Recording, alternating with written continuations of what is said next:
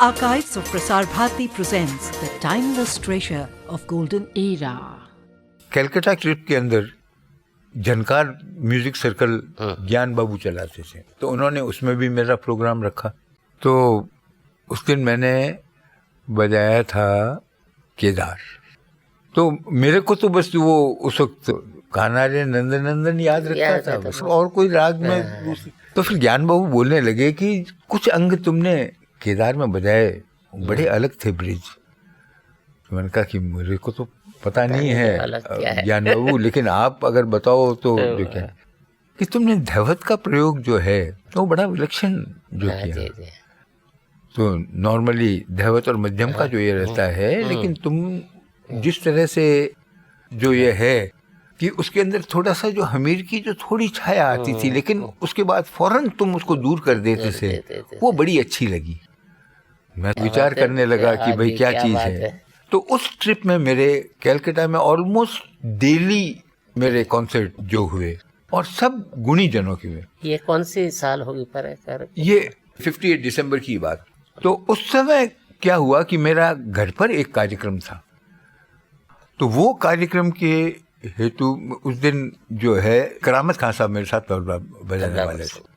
दोपहर को उनका फ़ोन आया कि भाई कुछ ज़रूरी काम हो गया है, मैं नहीं आ सकता। तो मैंने मणिराम जी को फ़ोन किया। तो मणिराम जी बोले कि भाई एक लड़का मेरे पास आके रुका हुआ है, बहुत अच्छा तबला बजाता है, तो मैं उसको भेज दूंगा। तो मैंने पता वगैरह मेरी सिस्टर का दे दिया। तो शाम को साहब वो लड़का जो आया वो थे पंडित शिव कुमार शर्मा। और शिव ऐसा तबला बजाता था उस टाइम में, ये संतूर का सौभाग्य है कि उसने इसको जो लिया वो दूसरा शांता प्रसाद। तो उसने मेरे साथ जो है वो तबला बजाया। फिर शिव मेरे को बोला कि भाई कल, उसने मेरा गिटार सुना कि कल मेरा कार्यक्रम इस जगह पर है, तो सुनने आओ। तो जब उसको मैंने देखा तब पहचाना। मैंने कहा कि तुम तो जोधपुर जाकर आए ना हमारे घर पे। बोले कि हाँ मैं गया था, दादा के पास रहा था, और सब जो बात हुई। और दूसरे दिन जो है मैं उनका प्रोग्राम सुनने के लिए गया। जब प्रोग्राम सुना तो मुझे इतना अद्भुत लगा, और एक फीलिंग ये बार बार हो रही थी कि ऐसी चीज मैं तो कर ही नहीं सकता कभी अपने साज पर। फिर वो उसमें ऐसी बीच में जगह आती थी जब मुझे लगता था कि मेरे साज की चीज उसमें नहीं हो रही है, वो हुए तो कितनी कंप्लीटनेस आवे इसके अंदर। तो जब प्रोग्राम खत्म हुआ तो मैंने शिव से पूछा, मैं कहा तुम भी वही सोच रहे हो जो मैं सोच रहा हूँ? बोले हाँ। कि तुम्हारा जब मैंने कल सुना तब मैंने इसीलिए तुमको बुलाया था मेरा सुनने के लिए, कि मेरे दिमाग में भी वही बात आई जो तुम्हारे दिमाग में आई, कि अपने दोनों आधे आधे हैं, वो दोनों मिलकर ही एक कंप्लीट हो सकता है। जी। क्योंकि जो मील का और इसका जो कार्य है वो इस साज जैसा किसी साज में नहीं हो सकता। और जो स्ट्रोक का काम हमारे साज में हो सकता है वो किसी साज में नहीं हो सकता। तो हमने कहा कि कल अपने दोनों साथ बैठ के बजाएं। तो साथ बैठ के बजाएंगे तो उससे अपने को थोड़ा सा ये जो ज्ञान होगा, और एक ये आइडिया होगा कि अपना किस तरह जम सकता है। तो मिसेज मणिराम बोली कि तानपुरा में बजाऊंगी साथ में। हमने कहा ज़रूर। तो साहब हम घर पे बैठे और मिसेज मणिराम तानपुरे पर, और हम दोनों ने 4-5 घंटे खूब आराम से बजाया। तो उसके बाद फिर शिव बोला कि अब मैं बॉम्बे सेटल होने का सोच रहा हूँ, क्योंकि अब जम्मू में तो मेरे को इतना स्कोप नहीं है। और उसने जो 2-3 पिक्चर्स में बजाया था, जनक जनक पायल बागे में, और इसमें क्योंकि इसका पहले हरिदास संगीत सम्मेलन के अंदर कार्यक्रम हुआ था, और शिव का तबले का भी सोलो हुआ था और संतूर का भी सोलो हुआ था। तो उसके बाद वी शांताराम जी ने वो उसके अंदर जो बोट का सीन है ना, जनक जनक पायल बाजे के अंदर, उसके अंदर संतूर बजता है। अच्छा। तो वो इनका पंडित जी का, वो पंडित जी का बजाया हुआ है। तो उसको लगा कि भाई थोड़ा फिल्म के अंदर और उसके अंदर भी जो स्कोप, और ये कि जम्मू के अंदर तो, एंड ऐसे he is MA in political science. अच्छा। लेकिन अब वो म्यूजिक को ही अपना करियर लेना चाहते थे, तो उनको भविष्य जम्मू में नहीं लगा कि मैं बॉम्बे शिफ्ट हो रहा हूँ, तो जब आओ, जब वहाँ पे अपनी मुलाकात करें तो अपने फिर कुछ आगे प्रोग्राम्स वगैरह का बैठाएंगे। तो जब मैं बॉम्बे गया और हमारी मुलाकात हुई, तो ये जो हरिदास संगीत सम्मेलन के संयोजक थे उस वक्त देश का सबसे बड़ा सम्मेलन वही सम्मेलन होता वही था। वही होता था। तो ब्रिजलाल जी से बात करके और उनके सर्कल के अंदर हमारा कार्यक्रम हुआ। तो ब्रिजलाल जी तो एकदम लट्टू हो गए, बोले कि बस ये जो 1 महीने बाद कॉन्फ्रेंस है उसमें तुम दोनों को बजाना है, और आमिर खान साहब का नेक्स्ट, और तुम दोनों वाले दिन रेडियो प्रसारण भी होगा। अच्छा। तो रेडियो पर मेरा कैसे एंट्री हुई वो मैं ये किस्सा बताने के बाद में बताऊंगा। जी जी। तो वो कार्यक्रम के बाद हमारा ये संगीत सम्मेलन के अंदर जो बजाया हमने, तो वो संगीत सम्मेलन में हम बजाया तो सामने की रूम में बैठे हुए थे HMV के managing director mister Bhaskar Menon. अच्छा।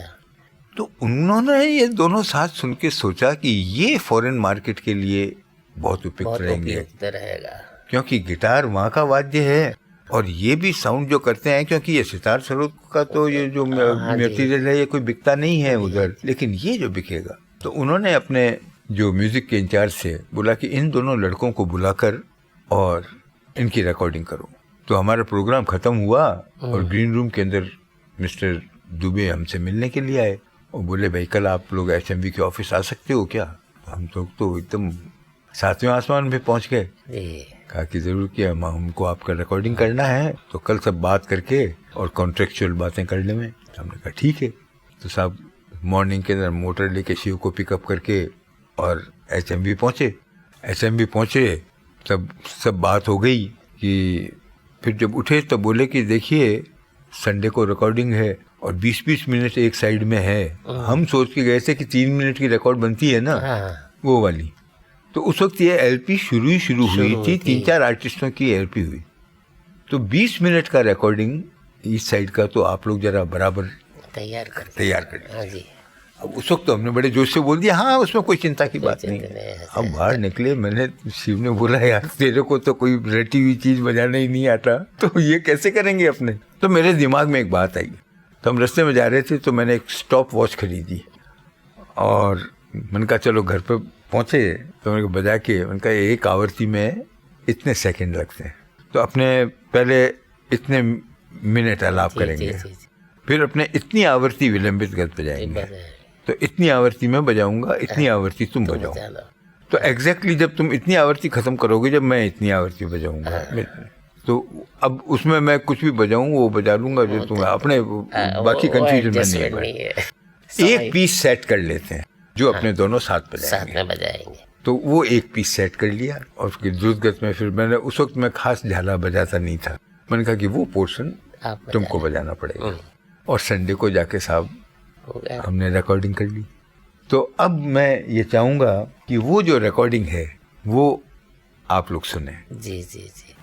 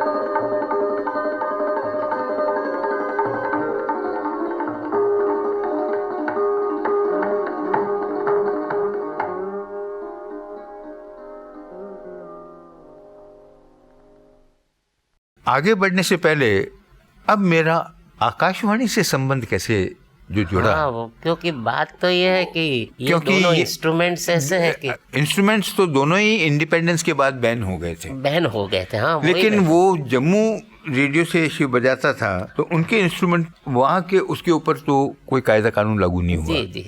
यहाँ पर जब मैंने थोड़ा सा बनाना शुरू किया तो हमने सोचा कि भाई सबसे बड़ा साधन लोगों तक पहुँचने का है वो आकाशवाणी है। तो हमने यहाँ एप्लीकेशन भेजी तो उसका जवाब आया कि आपका इंस्ट्रूमेंट तो बैंड इंस्ट्रूमेंट है, जी ये तो संभव नहीं है। तो हमने कहा कि भाई क्यों बैंड है।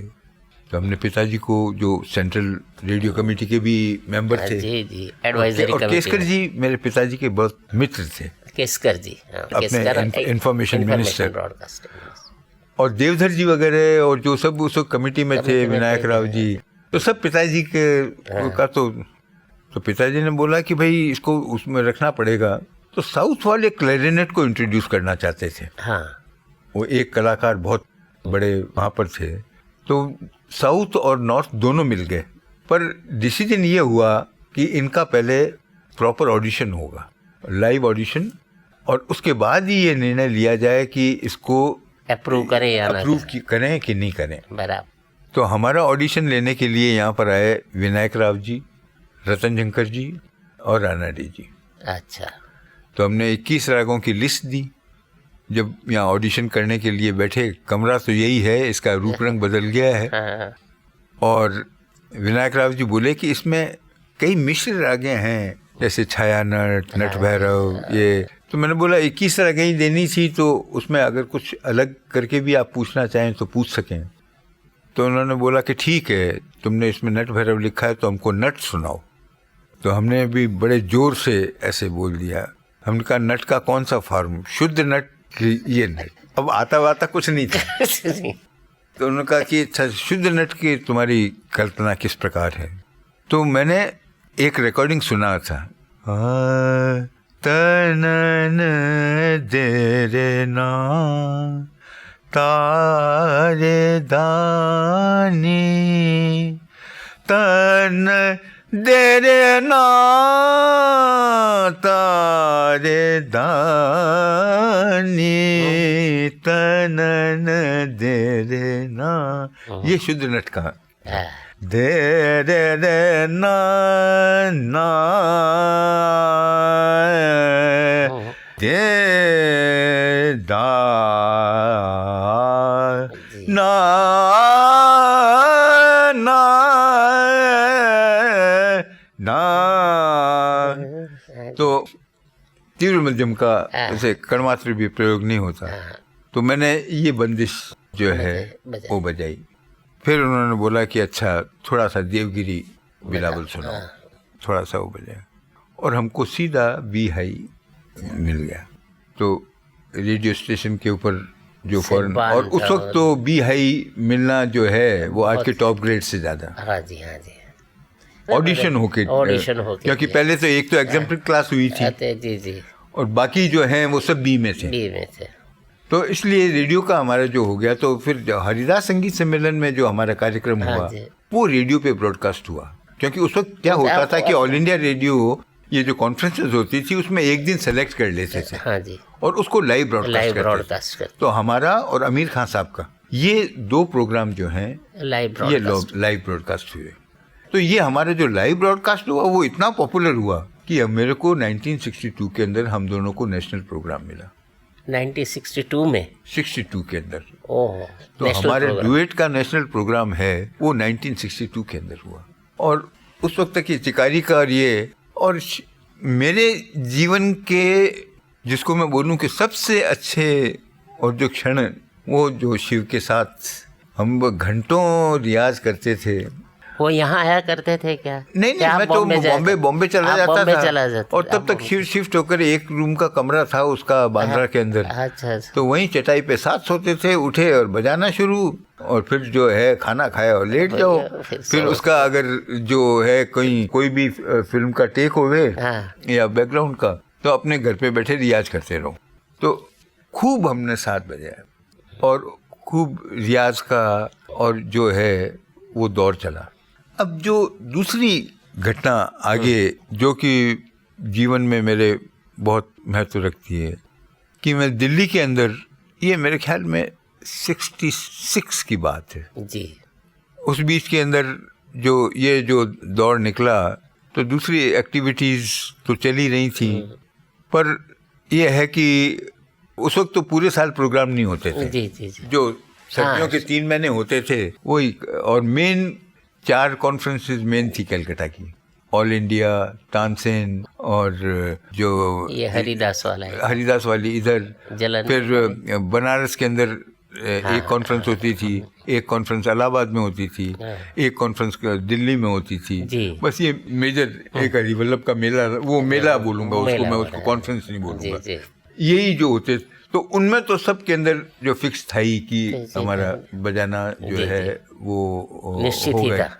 तो जब मैं वहाँ बजा रहा था दिल्ली के अंदर, तो बजा के जब मैं ग्रीन रूम में आया तो जो अपने कल्चरल मिनिस्टर साहब के जो सेक्रेटरी थे, नूरुल हसन उस वक्त कल्चरल मिनिस्टर थे। अच्छा, नूरुल हसन। हाँ, तो वो आए और मेरे से पूछा कि भाई आप अफ़गानिस्तान जा सकते हो क्या? अच्छा। मैंने बोला कि जा तो सकते हैं, लेकिन क्या, किस लिए? बोले कि वो हमारा किंग की, उस वक्त वहाँ पर किंग थे, किंग ज़हीर, और उनकी 50th एनिवर्सरी जो है, तो सारे दुनिया से डेलीगेशंस जो वहाँ पर जो जाएंगे, तो अब इंडिया से भी डेलीगेशन जो भेज रहे हैं। तो रविशंकर जी का था, लेकिन रविशंकर जी का अचानक अमेरिका का चांस मिल गया उनको। तो ये नया वाद्य है, उन लोगों के लिए भी नई चीज़ रहेगी। तो मैंने कहा ठीक है, ऐसा हमने सोचा अच्छा मौका है। मैंने कहा और कौन कौन जा रहे हैं? कि एक तो आमिर खान साहब, अच्छा, और दूसरे उमा शर्मा का ग्रुप, कथक का, हाँ, उनका ग्रुप। मैंने कहा बहुत ठीक है। तो बोले कल आप आमिर खान साहब से बात कर लेना, जिससे कि वो तानपुरे वगैरह का इंतज़ाम हो जाए। तो दूसरे दिन उन्होंने मेरे को टेलीफोन नंबर वगैरह दिया था, तो मैंने फ़ोन किया और बोला खान साहब मैं मिलने के लिए आ जाऊँ? हाँ कि आ जाओ भी। तो खान साहब अपने छोटे भाई बशीर भाई को भी साथ में ले जाना चाहते थे। तो मैं जब पहुंचा तो फिर उन्होंने मेरे से पूछा कि भाई अच्छा तुम क्या बजाते हो? मैंने कहा मैं गिटार बजाता हूँ।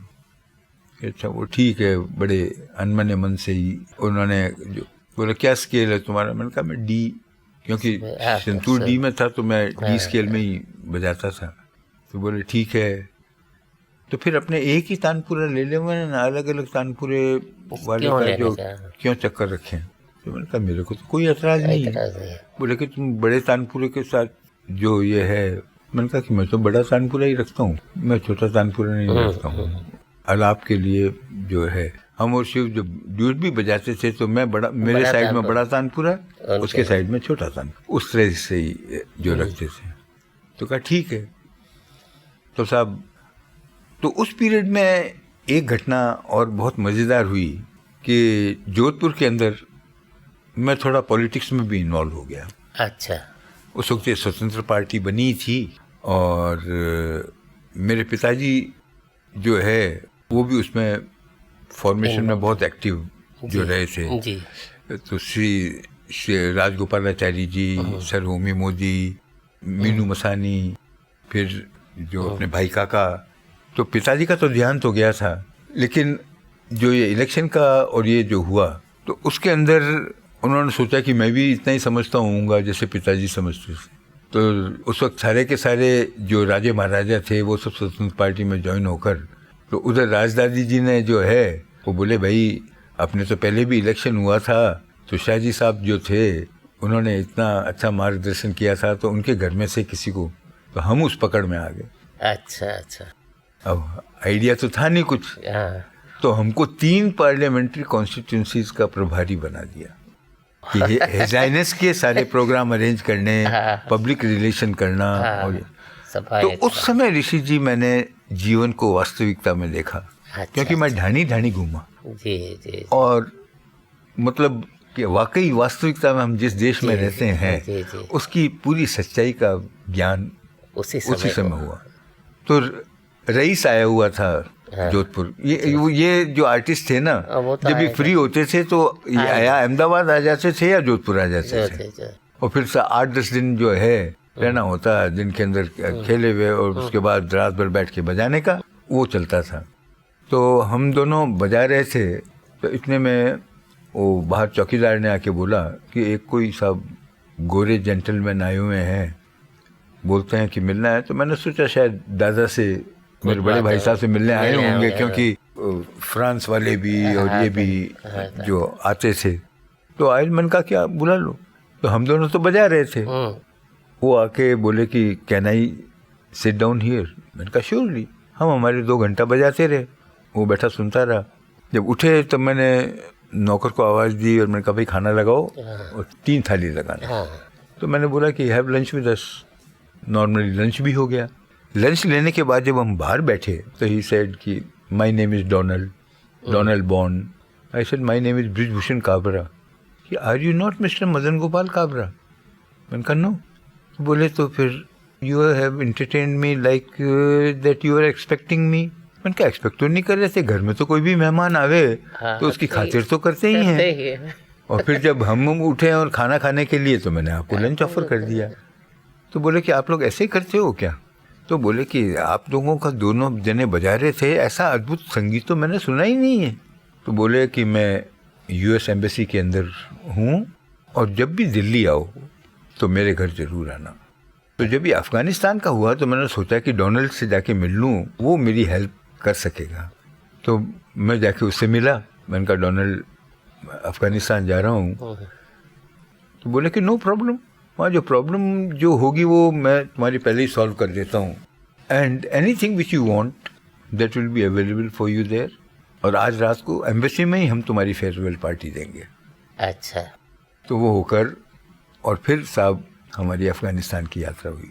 तो यात्रा के बारे में और कुछ नहीं, लेकिन सबसे बड़ी चीज़ मेरे जीवन की जो हुई वो ये हुई आमिर खान साहब का साथ।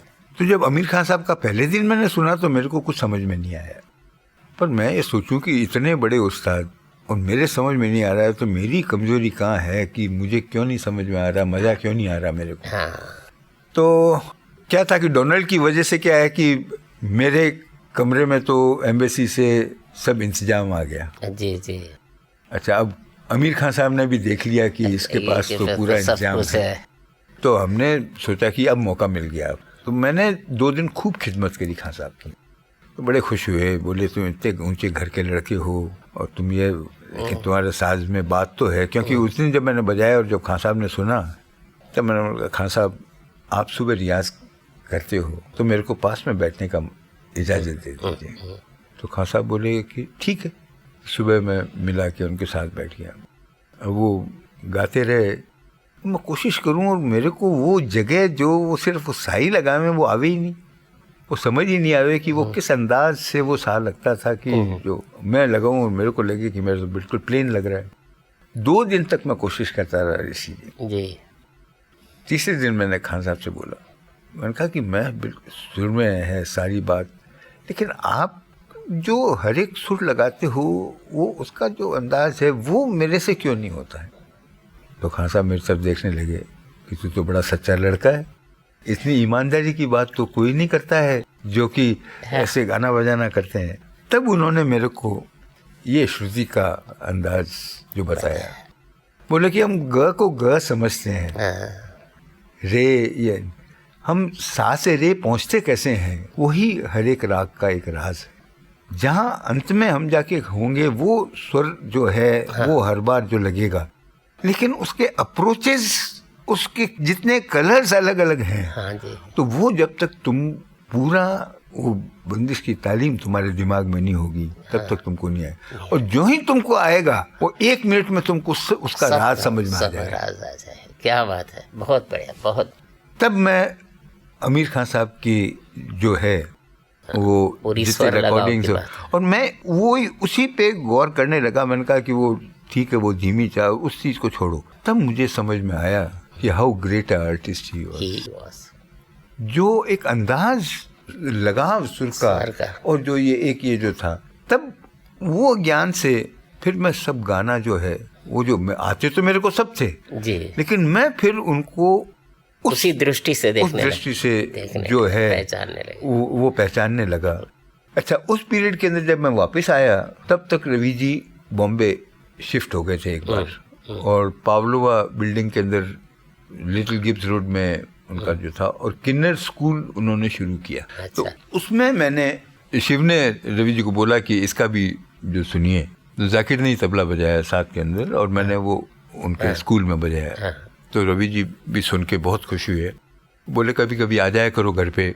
तो उनका एड्रेस वो पता लग गया, तो हम तो बेशर्म की तरह सुबह जल्दी पहुंच जाते, उस वक्त तक उनके और कोई शागिर्द नहीं आते थे।